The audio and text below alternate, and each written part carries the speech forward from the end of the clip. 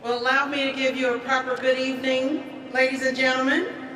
Good evening. Hello and welcome from Chicago's Bank, and happy Hispanic Heritage Month. I am Melissa Donaldson. I'm the Senior Vice President and Chief Diversity Officer for Wintrust Financial Corporation on behalf of our more than 5,000 employees in the U.S. and Canada. It is my honor and privilege to welcome our partners, our friends, our colleagues to this celebration of diversity and inclusion. So Hispanic Heritage Month is the occasion to celebrate the history, the achievements, the culture, and the important contributions of Hispanic and Latinx Americans. This year, we've taken a slightly different approach to our program. So instead of focusing on the hardcore realities of business and financial services and performance objectives, we thought we'd do something different this year and celebrate inclusion through the arts.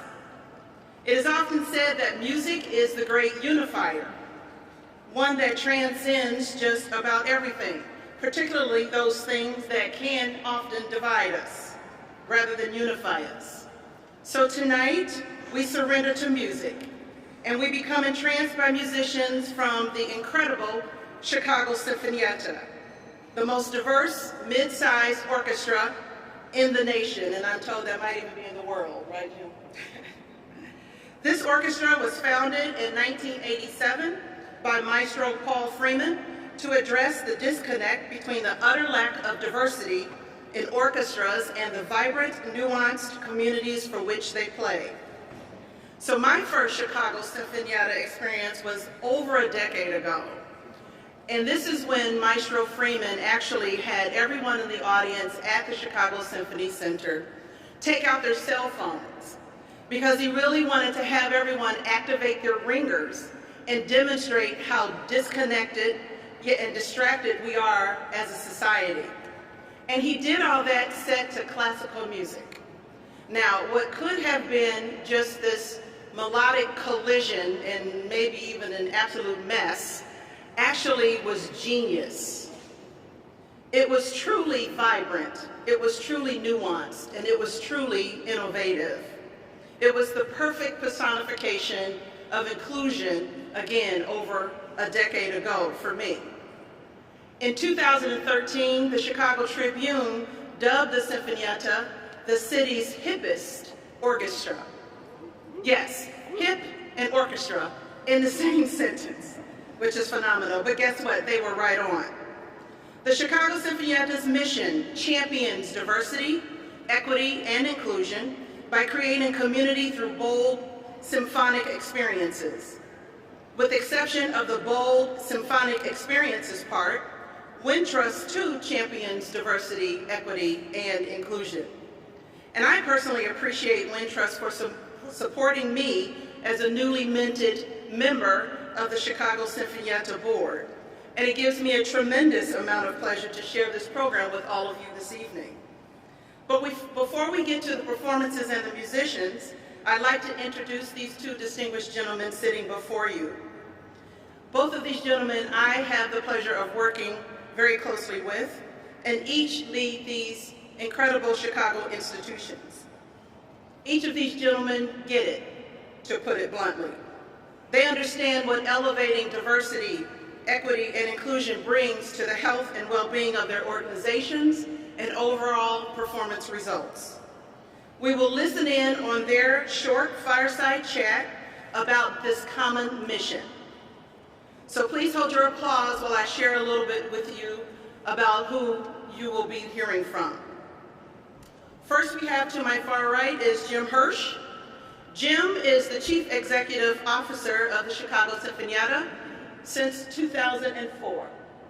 During his tenure, the organization's budget, very important, and programming have each strengthened in important new directions, including launching Project Inclusion, a fellowship program that seeks to address the dearth of minority musicians playing in the U.S. orchestras, and the SEED program, which is Student Ensembles with Excellence and Diversity, that provides provide Chicago Public School student musicians through the, provides them with instruction in ensemble playing techniques. Jim guided the Sinfonietta through the retirement of founding maestro director Paul Freeman in June of 2011, and the appointment of his successor, Mayan Chen, who's also incredible, exactly 1 month later. Prior to his work at Chicago Sinfonietta, Jim served as general manager of the Chicago Theater, vice president of the Chicago Association for the Performing Arts, and as the executive director of Old Town School of Folk Music, where he was dubbed the Lee Iacocca of folk music for the work he did in turning that organization around. Jim has been named to Crain's Chicago Business Top 40 Under 40, Chicago Arts Entrepreneur of the Year by Columbia College, and one of Chicago Magazine's Chicagoans of the Year. In 2011, fun fact here, Jim received a Midwest Chicago Emmy Award for Best Arts and Culture Documentary as co-producer of Chicago Sinfonietta, Sounds of Diversity. Ed Waymer, closest to me here, Ed is the president, CEO, and founder of Wintrust Financial Corporation, and he's responsible for overseeing the execution of the day-to-day operations and strategic initiatives of the organization. He is the only corporate board member who is also a manager of the company. As such, he provides views of the company management and substantial insight into company operations, as well as a historical context for the board's discussions. The idea for Wintrust began over a card table and a few cold beers, and the thought of being the alternative to big banks. Seeing a real need for a return to true community banking and personalized service in the area, Lake Forest Bank and Trust Company, the original Wintrust Bank, opened in December of 1991 with 11 employees. After 20 years of exceptional growth, Wintrust saw an opportunity to serve the many diverse neighbors in the heart of Chicago, and Wintrust Bank was established. With a desire to be Chicago's bank, Wintrust now serves the many neighborhoods that make up the quilt of Chicago. Wintrust takes pride in investing in those neighborhoods because it is actually part of those neighborhoods. Ed serves on several boards in the area, including Northwestern Memorial Foundation and the Archdiocese of Chicago. He and his wife Dorothy are involved in many charitable organizations in and around the Chicagoland area. Now please help me welcome Jim and Ed.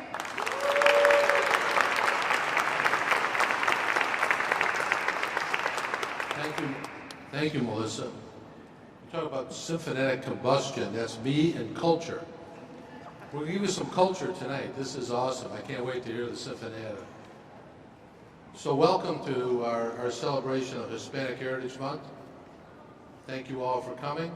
It's been a great turnout. So, and the bar will be open during the symphony. So if your whistle gets, a little dry and you want to sing along or whatever, don't hesitate to hydrate yourself. This is the third year that we're hosting our Heritage Month series that celebrates the strength of our city's diversity and brings the Chicago community together. Tonight marks our fourth event this year. We have a few more coming and we hope you're able to attend. I think next on the agenda is the Veterans event. It's no offense to anybody, it's my favorite event of the year. We don't ask for anything, we don't do anything. We honor veterans. One year we had Holocaust survivors and Holocaust liberators. We've gone from World War II to Korea to Vietnam to recent conflicts. All we do is honor our heroes. It's a wonderful night. I get choked up now. If you can make it, please come, because you can bring your kids, because it says what commitment and courage in our country is all about, more than what's going on and all the stuff we hear today in the media. So that's what truly is America, and I hope you all show up for that. Enough the commercial.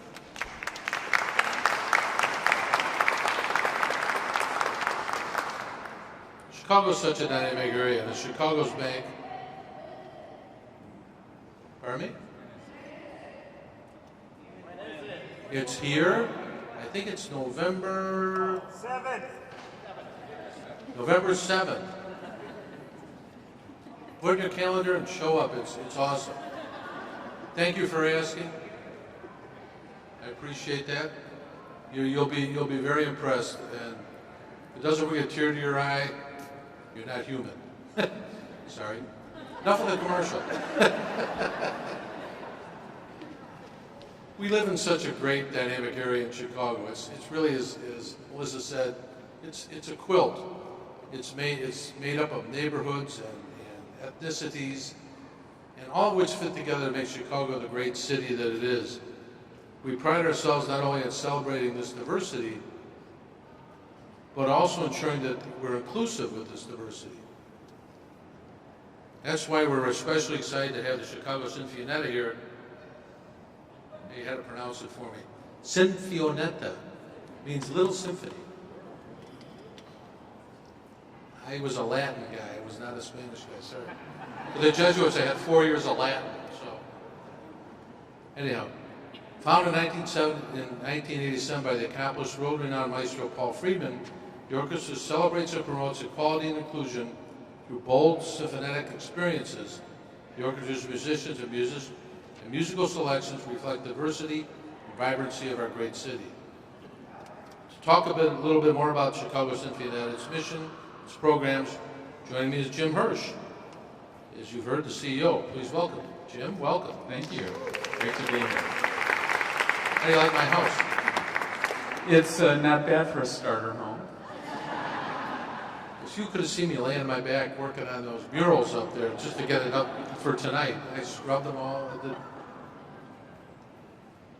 Recently, Symphony Magazine once again recognized the unique role Chicago Sinfonietta plays in championing diversity, equity, and inclusion in the orchestral field.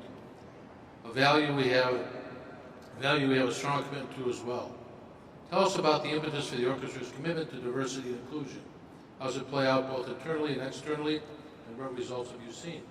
Well, first of all, I'm just absolutely honored to be here tonight to help celebrate Hispanic Heritage Month. I want to thank you, Ed, for inviting us. Huge thanks to Melissa, one of our newest board members, and an amazing champion to have on our board of directors. And I can just tell you, Wintrust is incredibly smart and lucky to have a chief diversity officer like Melissa Donaldson. So let's recognize that. And I'm going to try to be brief because we have got 4 amazing musicians who have got a stunning program. So basically it's me and Ed standing between you and some great music. So I'm going to answer your question, but I want to get them up here as soon as we can. Sinfonietta's commitment to diversity, equity, and inclusion is literally in our DNA. It was born with Maestro Paul Freeman, who grew up in the South in the 1930s and dared to dream about being a conductor at a time when African Americans were not allowed to even, listen to classical music in the same seats as white people. And Paul decided to go ahead and persevere and become a conductor, and was the first African American to appear on the podium of over 50 orchestras around the world. And I want to share one story with you that really, I think, in the most essential way, is the origin story of the Chicago Sinfonietta. The year was 1968, and Paul Freeman is in Atlanta, Georgia, going to conduct the Atlanta Symphony Orchestra. Lands in the airport late at night and is walking to get his bags, and he sees Dr. Martin Luther King getting ready to fly out. He goes up to Dr. King, who he had met a couple of years earlier at a Nobel Peace Prize event, and said, "Dr. King, I'm sure you don't remember who I am." And before he can even finish the sentence, Dr. King says, "Maestro, what brings you to Atlanta in the middle of the night?" And Paul said, "I'm here to conduct the Atlanta Symphony Orchestra, the first Negro to ever do so." And Dr. King said, "Glory, hallelujah, the last bastion of elitism."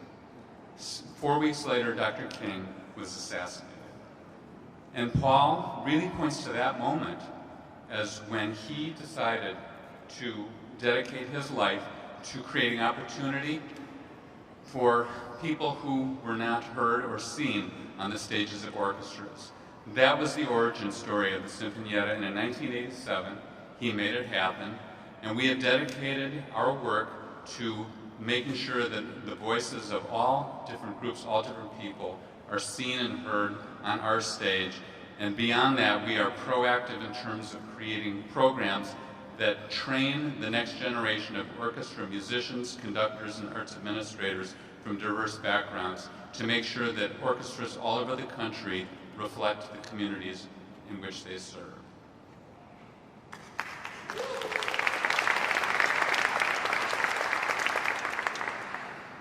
You know, when we first started Wintrust, we wanted to be the local alternative to the big banks. We had no delusions of grandeur.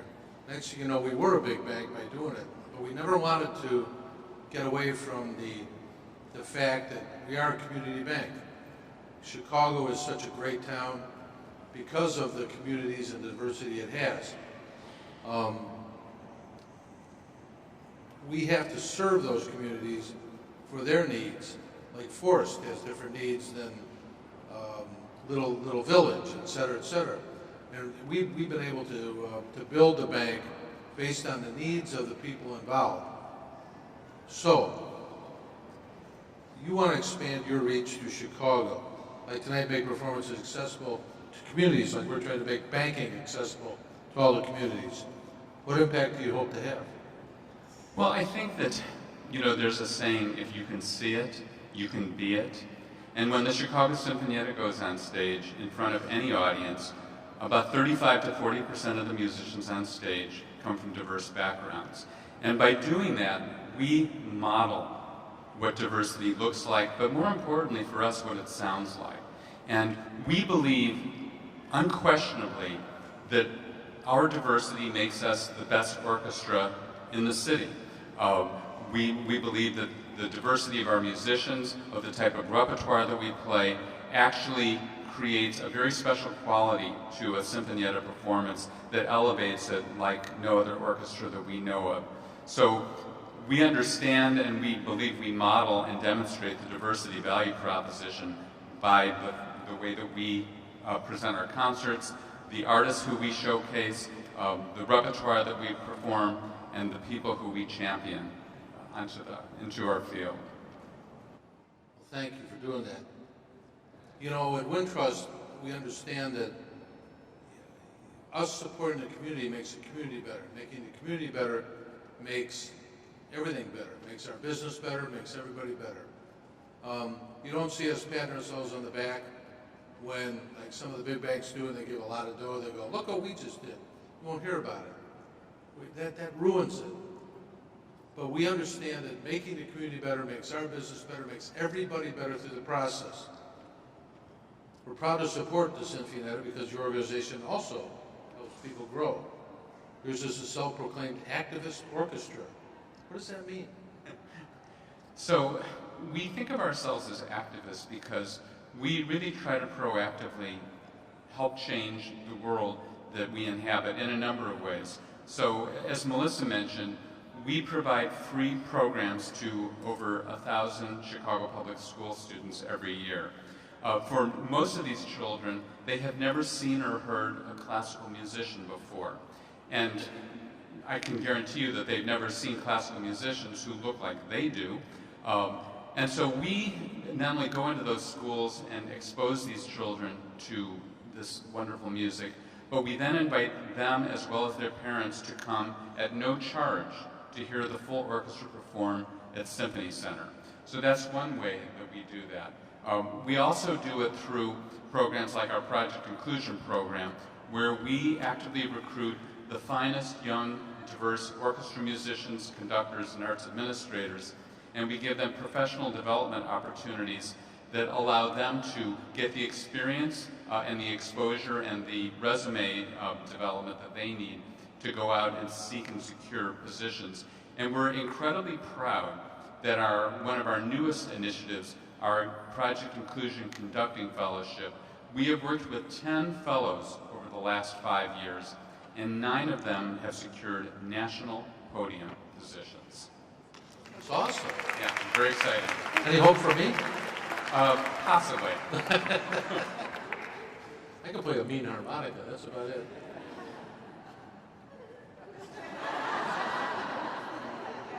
I needed to meet you back when you were at the Old Town School or whatever. It might fit a little better at that place than Harmonicas are cool, man. they are. Typically performing arts, sorry. Performing arts depend on bringing people to their stages, but you take it out to the people. That's something else our organizations have in common. We believe in mutually building productive relationships with customers.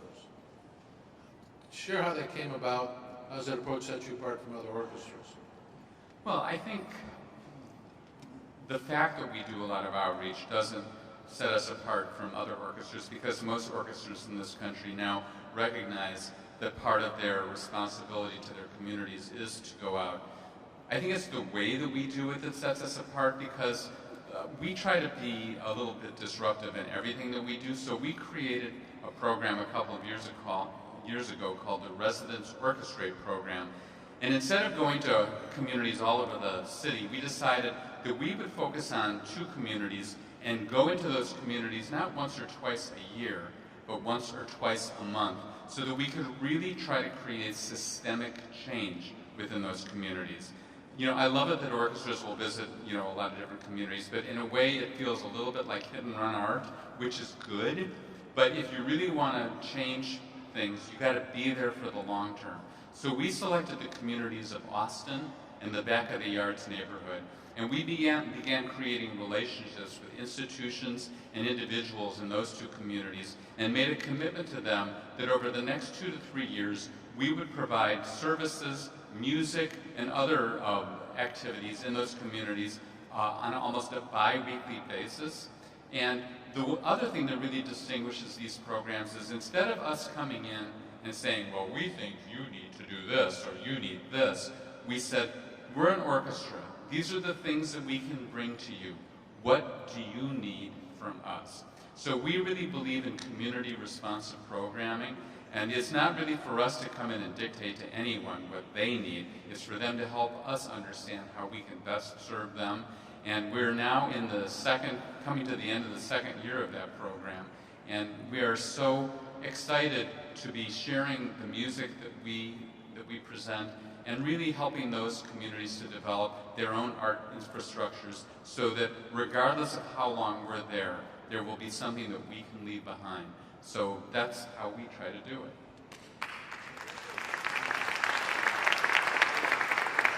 I'm going to go off script for a moment. Have you played Ravinia yet? We actually did play Ravinia a couple of years ago. Well, we're one of the major sponsors of Ravinia. Got to get you up there, maybe make some dough for Well, us. just tell Wells that we're ready when he wants to bring us back. Anytime. I think, all right, I have a mission now.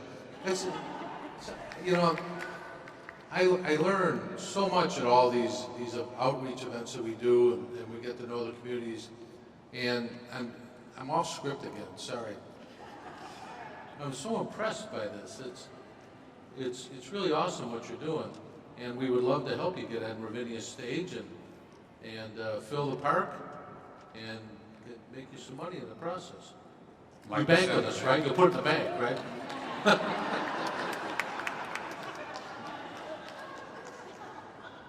We're both interested in developing great talent. We're very fortunate here at Wintrust to be able to home grow talent and bring talent in. And, you know, banking has always been a good old boys network. And what our challenge here, you know, we started the banks, we started them all one by one, and we had to bring people in who knew the communities and the banks, and they're all good old boys, but we're all getting old. So what we started is our IOU proposition. Get them in, move them over, move them up. Melissa, that's your job. Where are you, Melissa? And you're doing a great job of it. But we really need to make our organization much more diverse than it is right now. And that's why Melissa's here with us, and she's doing a wonderful job. But we need to keep doing more and more to educate people, to make sure we recruit from the right people, bring them up, bring them in, bring them up, bring them over, bring them up. That's what we're doing. How do you develop talent? Well, that's a great question. Our project inclusion program, which I spoke about, is probably the most visible way that we do it. But I think some of the other work that we do, which again really attempts to foster systemic change, is we work with our national service organization. It's called the League of American Orchestras. And there are 700 members of the League of American Orchestras. And what we have tried to do for the last 10 years in a leadership position in that organization is to help orchestras understand what systemic racism looks like. And there are few institutions that are more systemically racist than orchestras. And part of that is because of the culture of orchestras, it's because of the tradition of orchestras, it's because of the people who typically manage orchestras. We have that in common, banking and orchestras. Yep, and the people who fund orchestras. And so the way that I think one of the ways that you develop talent is first of all by recognizing what the barriers are.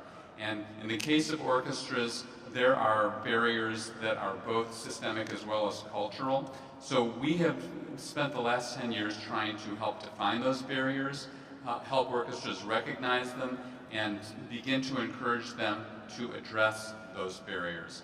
And it's really interesting, in the last 3 or 4 years, the orchestra world across the country has finally begun to recognize that there is very serious work to do. And the reason for that is that not doing so will pretty much write a death warrant for orchestras in the United States. Because what we know beyond a shadow of a doubt is that orchestras that are not really speaking to their full communities will not last, and they will not prosper, and they will not survive. And they're finally getting it, and we're finally seeing some real movement in our field, but we have a long way to go. Now, one of the things that's interesting about orchestras is that we use blind auditions up until the final round. So like the first 2 or 3 rounds of an audition process happen behind screens, so they're completely objective. But the final round happens when the screens come down. And what musicians of color see time and time again is that they will make it to the finals, and once those screens come down, they get cut. So that's sort of the last barrier that we have to help overcome. But I really see very promising improvement, mostly because orchestras are recognizing that this is a topic that they have to do it, and they have to do it well. We're honored to have you here tonight. You've got a lot of great things you've done in the past. What's in the future? What do you have going on? Well, the Chicago Sinfonietta has some very exciting plans. We are looking to expand some of our work, especially in terms of creating diversity, equity, and inclusion programs like the one you're going to see tonight, and take those to companies and institutions all over the Chicagoland area. Tonight is the first performance of this Hispanic Heritage Month program. We're very excited to have you here to share it with us. But beyond that, we are going to try to build our audience. We're going to try to expand the size and the scope of some of the other education programs, and really just try to create a broader coalition of people who are supporting the orchestra, but also coming to the performances. Well, thank you for being here. Let's get us off the stage and listen to some good music. Great.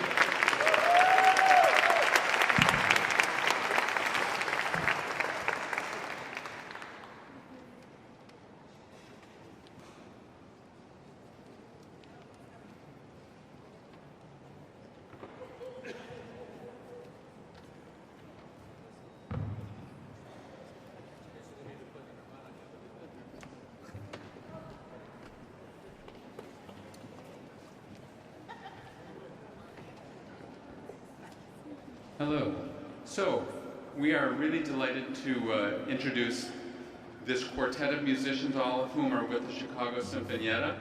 They're going to introduce themselves, but I would ask you to give a very warm, very loud, and very sustained welcome to members of the Chicago Sinfonietta.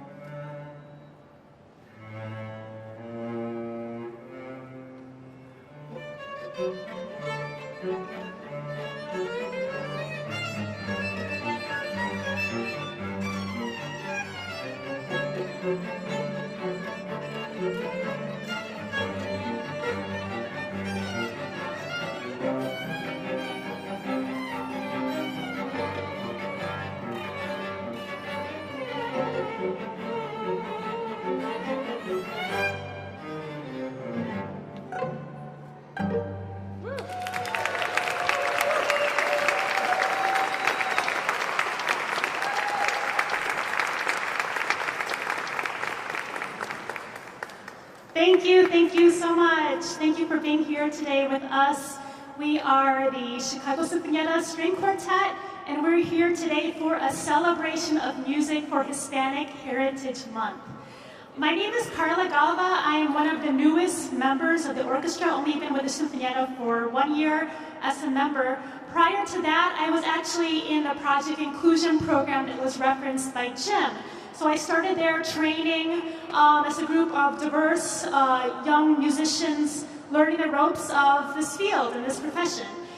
Even prior to that, many years before, I was growing up in Chicago and attending the Sinfonietta concert. So it's been a long journey getting to this point where I get to make music with these amazing musicians.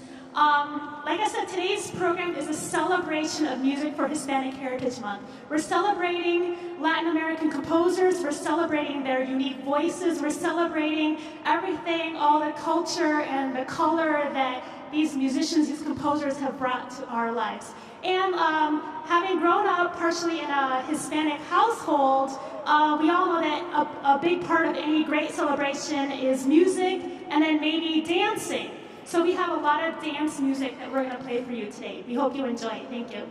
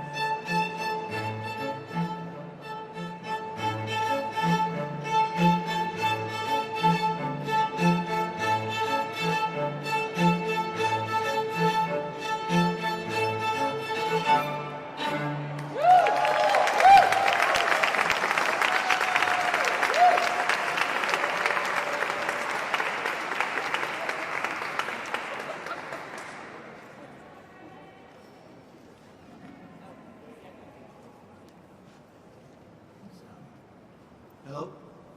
Hi, everybody. I'm Andy Snow. I'm your friendly neighborhood cellist. Come on back to the seats. Why are you back there? Anyway, the last piece we played was by Arturo Marquez, who's a Mexican composer. This piece is super popular in Mexico. In fact, it's sometimes thought of as the second national anthem in Mexico. You hear it everywhere. You hear it in the pharmacies, you hear it in the stores. Arturo Marquez was born in 1950, and what I think all of us on stage and all of you out there would agree is that it's a terrific piece of music. This quartet arrangement is a scaled-down version of a much larger orchestral piece. If you were to hear the Chicago Sinfonietta play this piece on stage at Orchestra Hall, it would be 60, 70 people on stage with an incredible amount of percussion, making even more noise than we made.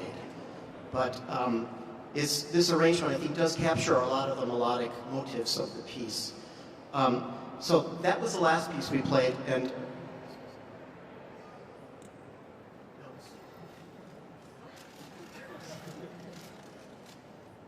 now I'll speak briefly about the next piece we're going to play, which is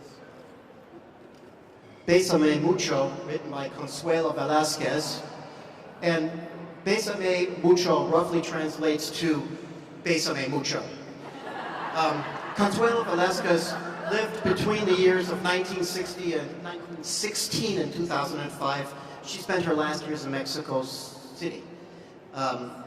As a young child, she wanted to become a concert pianist, but then discovered her great talent for writing music, especially in the Spanish song style. And this piece has been adapted by many, many different groups and solo artists, including Nat King Cole, the Beatles, and Andrea Bocelli.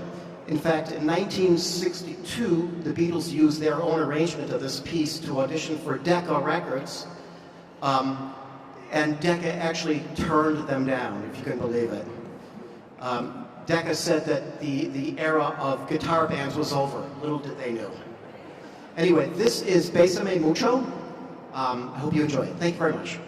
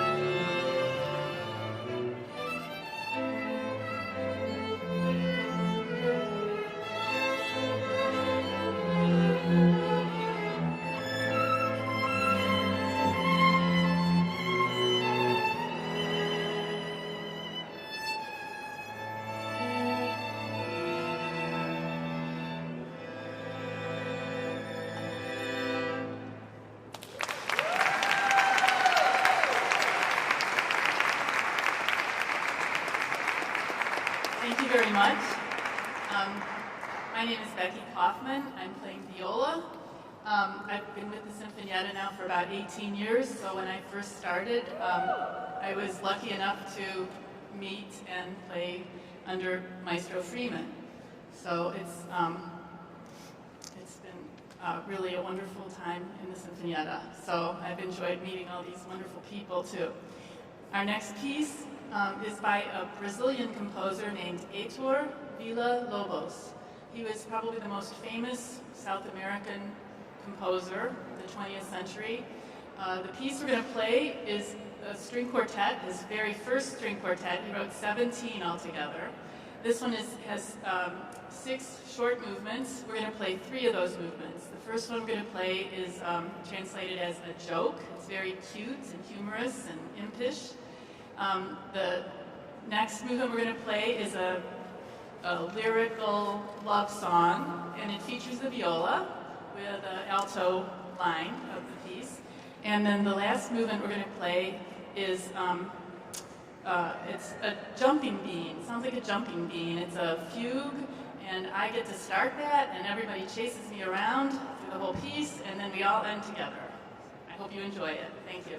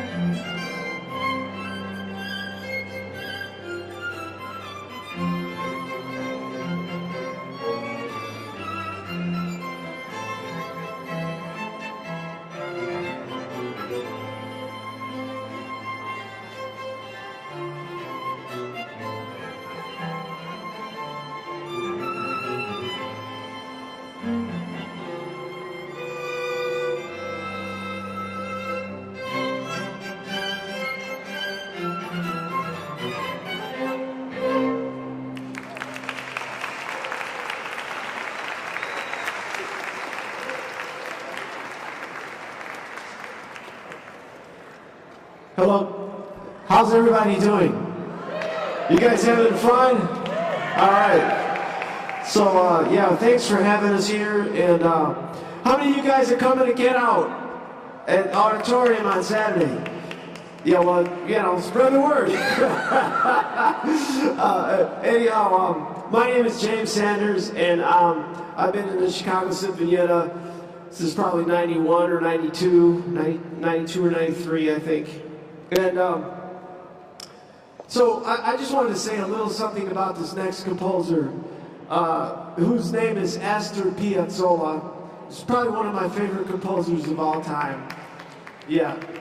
And there's a fascinating story with Astor Piazzolla in that, you know, his music is called Nuevo Tango. So it's this new kind of tango that incorporates jazz, it incorporates classical music. The piece that we're going to play right now is really one of his more beautiful melodies called Oblivion. The story with Piazzolla was that in 1954, he went to Paris to study with the famous teacher, Nadia Boulanger, and his idea was that he wanted to be a classical composer. But, you know, he always played the bandoneon and the tango music. That was like his personal music. So he was studying classical music, and Nadia Boulanger heard him playing the bandoneon, and she says, listen, that's the music you need to write. You need to write your music, and you need to bring your music to a whole new level. So that was great advice, and because of that, he created an entire genre of music that had to do with his own DNA as a person and his own ethnicity and heritage. So we have one of his beautiful melodies featuring Carla Galva at the violin. Let's have a big hand for Carla. All right.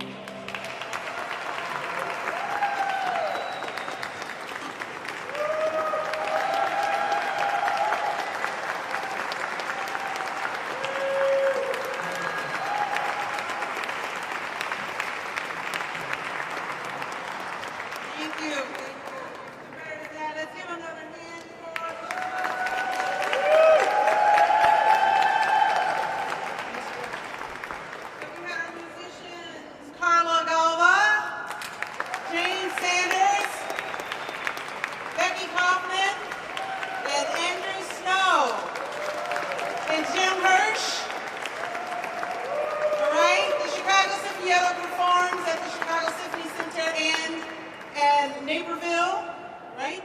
So check them out. They're awesome, as you can see. I'd like to thank everyone who involved in putting on the program this evening. Of course, Ed Wanger, if you're still here, thank you very much for your leadership and your support. I'd also like to introduce Matt Gams, if you're here, Elizabeth O'Kee, Matt Quinn, all of our business resource group leaders, if you're here. Thank you very much. Have a great evening and enjoy the rest of the refreshments.